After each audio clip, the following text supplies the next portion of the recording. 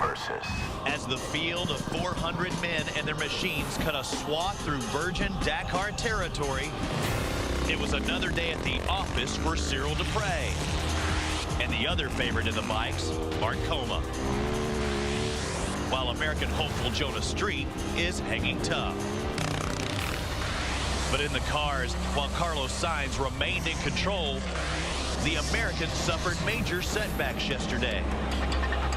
Mark Miller, who finished third last year, saw his hopes covered in ashes as he rolled his VW after skidding off the road.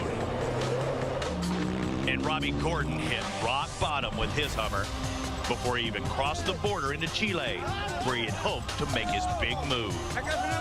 Who else will see his hopes go south as Dakar 2011 heads north for Stage 3?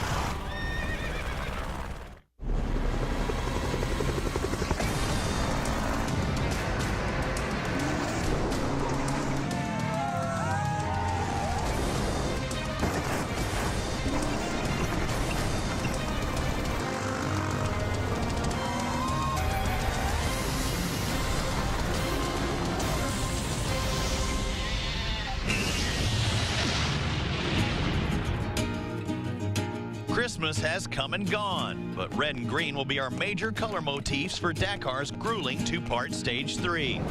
As the racers plunge into the desert canyons, the landscape will be dominated by the red of the sand and the cliffs.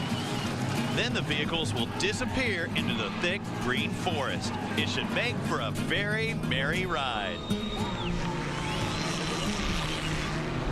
Hi again, everyone. I'm Robbie Floyd. Welcome to Day 3 of our exclusive same-day coverage of Dakar 2011 on Versus. Through 2 stages, we've seen the defending champion Cyril Dupre of France on the bikes and Carlos Sainz of Spain in his Volkswagen go out first and then finish atop their respective leaderboards. The switch to 450 bikes has not seemed to affect the favorites. Although Palander Zulabausetter, who finished second a year ago aboard a 690, has not adapted well to the lighter machine. And 2 surprise summer cloudbursts have rained on a few competitors' parades. The leader, Carlos Sainz, has had ongoing problems with his windshield wipers. His teammate, American Mark Miller, who had hoped to break through this year, will instead be a glorified domestique for Team VW. Another American, Robbie Gordon, has had troubles on the slick and sloppy track with his 2-wheel drive Hummer. Today will feature some phenomenal scenery, something our special correspondent Inez Sainz knows all about. Inez, what amazing sights do you have for us today? Hi, Robbie. It's great to start a new day. We are in Tucumán, and if you look up behind me, it's easy to understand why they call them the Garden of Argentina. They are the main producers of sugarcane, rice, tobacco, and also they have a great city. So later, I'm going to show all about Tucumán. So see you later. Inez, thank you. We'll check in with you a little bit later on. As Stage 3 heads due north, we travel 323 miles to the ancient colonial city of San Salvador de Jujuy in the extreme northwest of Argentina, where the lowlands meet the forest. Because of the extreme length of this stage, it'll be divided into a pair of varied but challenging sections. Looking at the overall results after 2 stages for the bikes, Cyril Dupre on top of Mark Coma and Faria.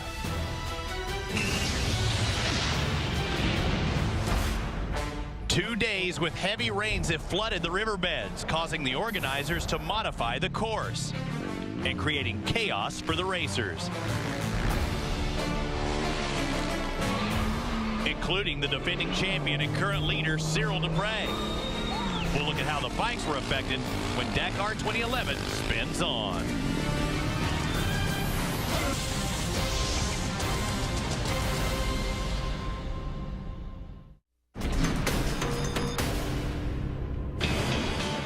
I've grown up racing in the desert, just desert racer my whole life, so I know the desert, I know how to read the terrain, and I think that's a big advantage over a lot of the European guys. We ride thousands of miles a year in Mexico, training for Baja. They just don't have that type of racing over there, so I think that's going to be really helpful. 34-year-old Californian Quinn Cody, the Baja champion, is making his Dakar debut a memorable one. Cody registered his third consecutive top 15 finish to place him 13th overall. Meantime, the leader, Cyril Dupre, considered one of the best navigators, took a gamble and made a wrong turn that cost him dearly in the early going.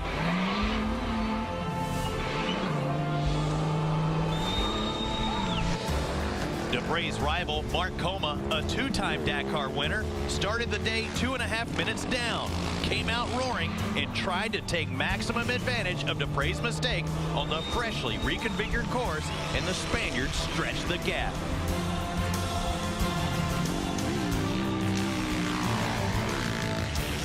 Once the defending champion recovered, he set out on a breakneck pace to make up the ground he had lost to Coma. Dupre's domestique, Ruben Faria, who began the day in third place, started slowly, but rallied down the stretch to claim a fifth-place finish. Good enough to allow him to maintain his overall standing in third place. For the third straight day, Paulo Goncalves of Portugal was the best BMW finisher, despite the fact that he's riding one of the heaviest 450s.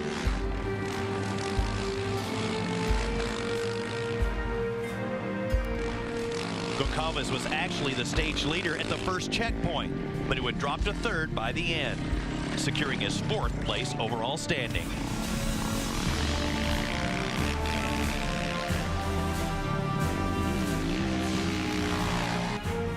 Olivier Pan aboard the Yamaha matched the leader, Mark Coma, at mid-race.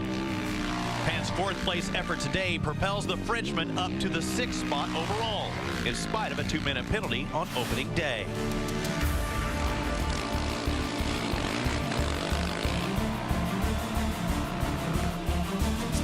Jose Elio Rodriguez Filo, better known as Elio, was the last-minute replacement for David Fretenier, who injured his back in Rally Libya in October. After producing a solid 6th today with his BMW, the Brazilian vaulted up 3 places to crack the top 5 overall. Wonder if Fretenier ever heard of a certain Monsieur Wally Pipp. American hopeful Jonas Street came out blazing. He was 44 seconds ahead of Mark Coma at the first waypoint. But Street could not maintain that pace and finished 11th today, sliding him down to 10th position overall. But today's stage ultimately belonged to Mark Coma. It was an authentic day of Dakar, says Coma. The first part had a lot of navigation, then it was more riding. I'm happy to be there after that hard stage, very long and without any problems, which is the most important thing. Despite his navigational blunder, Dupre still managed a second-place finish. Okay, so I didn't lose 2 hours, but I lost some expensive minutes. I came back on the track to log my GPS again. He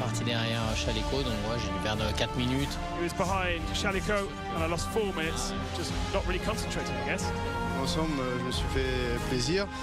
I had some fun, even if I had some problems with my road book. I did not work with the commands, I don't know why, but you know, I rode well after all that. And I'll have a look at the standings this season. So it was Coma capturing stage 3, 2 minutes 21 seconds ahead of Cyril Dupre, Goncalves third, followed by Pan and Faria. Overall, Dupre clings to a minuscule 14-second lead over Coma, with Faria, Goncalves, and Elio rounding out the top 5.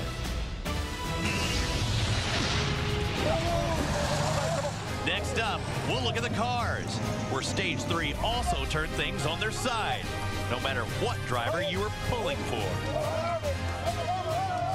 Dakar 2011 will continue on Versus right after this.